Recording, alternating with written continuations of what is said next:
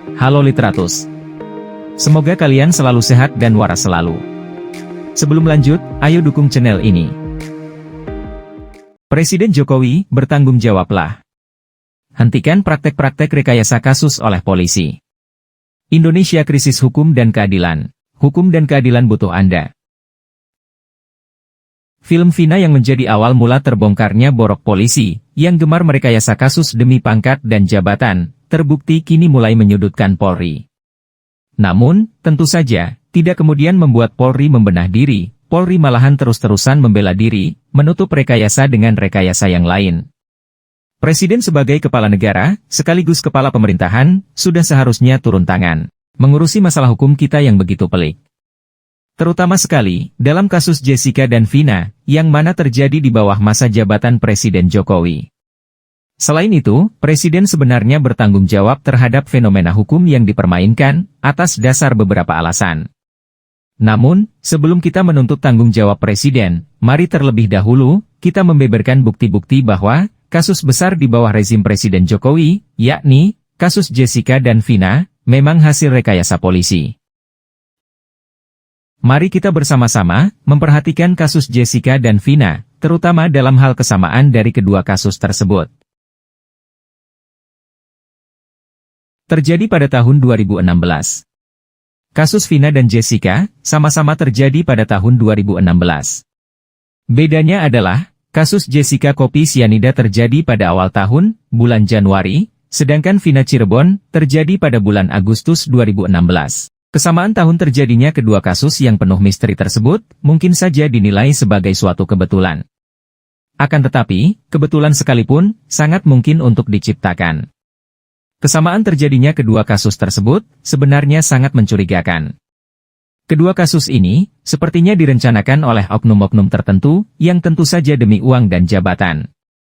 Sulit sekali mengatakan kedua kasus ini sebagai kebetulan, karena aroma rekayasa keduanya sangat kental. Kedua kasus ini bisa dibilang semacam proyek para aparat mafia hukum.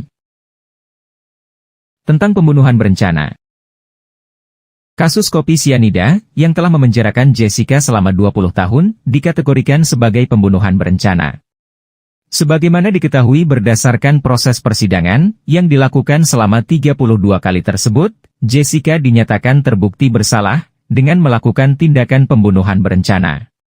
Terdakwa Jessica Kumolo alias Jessica Kumala Wongso alias Jess telah terbukti secara sah dan meyakinkan bersalah melakukan tindak pidana pembunuhan berencana. 2. Menjatuhkan pidana terhadap terdakwa tersebut dengan pidana penjara selama 20 tahun.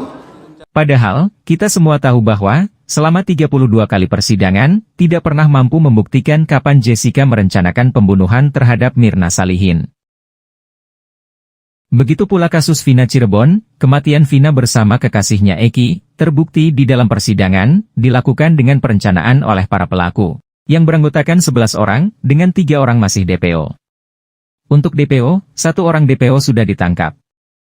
Meskipun, masih banyak yang percaya bahwa, ini juga aksi salah tangkap alias tumbal oleh polisi. Dari 8 orang pelaku pembunuhan berencana terhadap Vina dan Eki, semuanya divonis hukuman penjara seumur hidup, kecuali Saka Tatal, karena alasan masih di bawah umur. Ini artinya, kasus kopi sianida, dan kasus Vina Cirebon, sama-sama dijerat oleh pasal 340 KUHP tentang pembunuhan berencana, yang mana hukumannya adalah, hukuman mati, penjara seumur hidup, dan penjara 20 tahun. Penuh dengan kejanggalan. Kasus Jessica dan kasus Vina Cirebon, dapat dikatakan sebagai kasus yang penuh dengan kejanggalan. Bahayanya, kejanggalan yang ada, terjadi pada seluruh rangkaian proses hukum yang berjalan, mulai dari penyidikan, penuntutan, hingga putusan. Dalam kasus Jessica, kejanggalan-kejanggalan terjadi, sejak Jessica ditetapkan sebagai tersangka. Jessica ditetapkan sebagai tersangka, tanpa didasari oleh alat bukti yang kuat. Penuntutan JPO, juga terkesan cocok logi kehidupan Jessica, bukan atas dasar fakta dan bukti. Begitu pula majelis hakim, mereka memvonis Jessica, hanya dengan keyakinan saja, tanpa alat bukti yang kuat. Begitu pula dalam kasus Vina, kejanggalan dimulai dari penyidikan, yang mana penyidik Polres dan Polda berbeda hasil. Penyidikan Polres, hasilnya adalah Vina kecelakaan, sedangkan penyidikan Polda, hasilnya adalah Vina sebagai korban pembunuhan dan pemerkosaan. Dari segi persidangan kasus Vina juga tertutup, sehingga tidak banyak yang mengerti tentang kasus ini.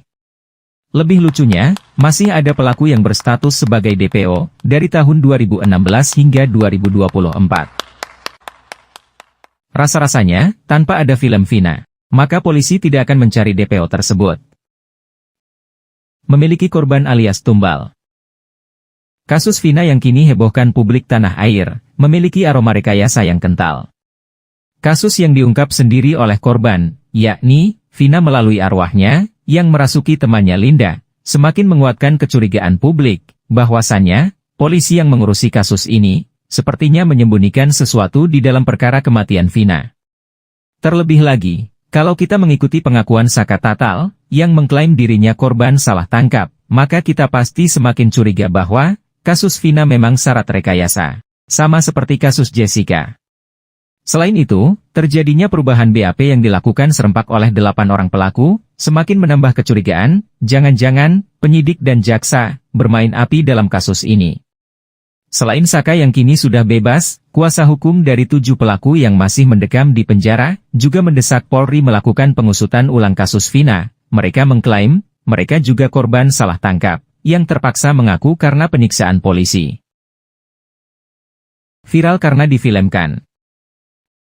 Kasus kopi sianida, yang pada akhirnya menjadikan Jessica Wongso sebagai pelaku tunggal, dengan dakwaan pembunuhan berencana, kembali menjadi sorotan publik, alias viral, karena ditayangkannya film dokumenter, yang dibuat Netflix, berjudul, I School, Murder, Kavi, and Jessica Wongso.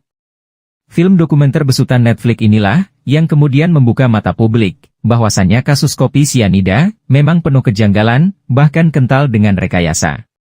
Sebenarnya, pihak Jessica melalui kuasa hukumnya, telah melakukan upaya-upaya hukum luar biasa melalui PK, yang tercatat telah dilakukan selama 2 kali, dan selalu ditolak.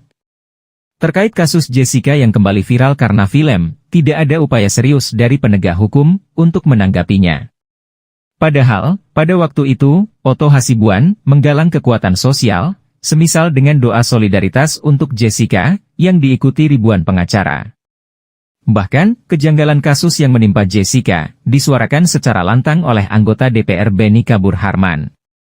Anggota Dewan yang menjabat sejak reformasi ini menerangkan bahwa, di Indonesia memang berlaku istilah, no viral, no justice.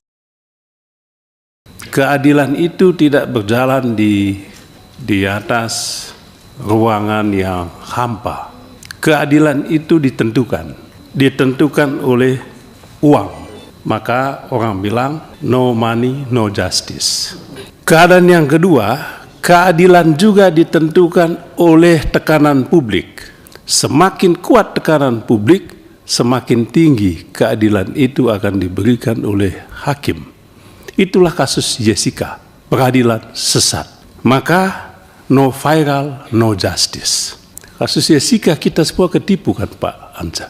Sesat pikiran publik, sesat kita juga anggota DPR ini. Sesat juga hakim-hakimnya. Tidak hanya no viral, no justice, tetapi no power juga, no justice. Begitu pula kasus Vina Cirebon. Kasus Vina kembali viral, karena difilmkan oleh rumah produksi dalam negeri. Perempuan belia berusia 16 tahun yang tewas itu, ternyata bernasib sial. Sudah ia meninggal terbunuh, polisi malahan melakukan penyidikan yang tidak jelas. Bahkan, awalnya ia diberitakan korban kecelakaan tunggal. Barulah kemudian dinyatakan korban pembunuhan, dengan pemerkosaan. Hampir mirip seperti kasus kopi sianida, orang-orang yang dituduhkan sebagai pelaku dalam kasus Vina, kini ramai-ramai mengklaim sebagai korban salah tangkap. Hal seperti ini, tentu sangat memilukan. Sangatlah beruntung, film berjudul, Vina, sebelum 7 hari, dapat memberikan dampak yang berguna bagi pengembangan kasus Vina Cirebon. Lebih beruntung pula, dengan kasus Jessica dan Vina, banyak masyarakat Indonesia yang menjadi paham bahwa, polisi yang kita sebut penegak hukum, bisa juga jadi penjahat paling jahat dalam hukum. setelah sama-sama mencermati bukti-bukti yang seperti kebetulan. Padahal besar kemungkinan sudah direncanakan polisi, dalam perkara kasus Jessica dan Vina, mari kita mendalami alasan, mengapa Presiden Jokowi harus bertanggung jawab, atas kasus-kasus besar yang diduga kuat hasil rekayasa polisi. Inilah alasan-alasan, mengapa Presiden Jokowi harus bertanggung jawab, atas masalah-masalah rekayasa hukum. Pertama, terjadi di bawah rezim Jokowi. Tidak dapat dipungkiri bahwa, kasus Jessica dan Vina, terjadi di bawah rezim Presiden Jokowi. Ini artinya, kedua kasus besar yang masih misterius hingga kini tersebut, terjadi di bawah pemerintahan Presiden Jokowi. Maka dari itu, sebagai pemerintah tertinggi di Indonesia, sudah sepatutnya Presiden Jokowi bertanggung jawab atas semua aspek kehidupan bernegara, tidak terkecuali aspek hukum. Political will dari Presiden Jokowi, guna membangun hukum menjadi lebih baik dan manusiawi, dapat kita anggap tidak ada. Fenomen rekayasa kasus, katakanlah kasus kopi sianida dan Vina Cirebon, menjadi bukti tidak adanya niat baik Jokowi dalam aspek hukum. Kedua, Polri adalah institusi di bawah Presiden. Cerita rekayasa kasus hukum memang sudah menjadi fenomena biasa di Indonesia. Artinya, kasus-kasus rekayasa sudah lama dipraktekkan oleh polisi kita. Lihat saja kasus Sengkon dan Karta yang dituduh sebagai pelaku pembunuhan, padahal bukan mereka. Beruntungnya, pembunuh aslinya mengaku secara jujur kepada Sengkon dan Karta di penjara. Praktek rekayasa kasus di masa reformasi juga terus berlanjut, baik yang berhasil dipantau oleh media, maupun yang tenggelam begitu saja. Polri, secara struktural pemerintahan, berada di bawah Presiden. Inilah yang seharusnya menjadi alasan penting, mengapa Presiden wajib bertanggung jawab, ketika institusi-institusi di bawahnya melakukan kejahatan-kejahatan, terutama kejahatan hukum dengan melakukan rekayasa kasus. Ketiga, tanggung jawab jabatan dan moral Presiden. Sebagai kepala negara dan pemerintahan, Presiden memiliki tanggung jawab terhadap segala aspek kehidupan bernegara, terutama pula hukum, yang notabene menjadi panglima tertinggi dalam hidup bernegara. Dalam kaitannya dengan kasus-kasus yang beraroma rekayasa polisi, Presiden sudah seharusnya bertanggung jawab, baik secara jabatan, maupun secara moral. Secara jabatan, Presiden bertanggung jawab, karena Presidenlah yang menjadi pemimpin tertinggi, dari setiap aspek kehidupan. Secara moral, Presiden bertanggung jawab, karena Presiden sebagai simbol perlindungan dan keadilan, juga sebagai teladan sikap. Maka dari itu, secara moral, Presiden wajib memberikan kenyamanan, keadilan, dan tauladan, bagi seluruh warga negara, termasuk anak dan menantunya. Keempat, supaya dapat menghentikan rekayasa kasus hukum. Ketika Presiden turun tangan, untuk memberantas fenomena rekayasa kasus oleh aparat, maka sudah barang tentu, praktek-praktek rekayasa kasus oleh polisi, dapat diminimalisir. Maka dari itu, sudah seharusnya Presiden Jokowi, yang segera mengakhiri jabatannya, untuk diteruskan oleh anaknya, ikut berperan membongkar oknum-oknum aparat, yang gemar rekayasa kasus, untuk kepentingan pangkat dan jabatan. Membuka kembali kasus-kasus beraroma rekayasa, seperti kasus Jessica dan Vina, sudah sebaiknya menjadi kado terbaik, untuk perbaikan hukum dari Presiden Jokowi. Kelima, memberikan keadilan kepada korban-korban rekayasa hukum.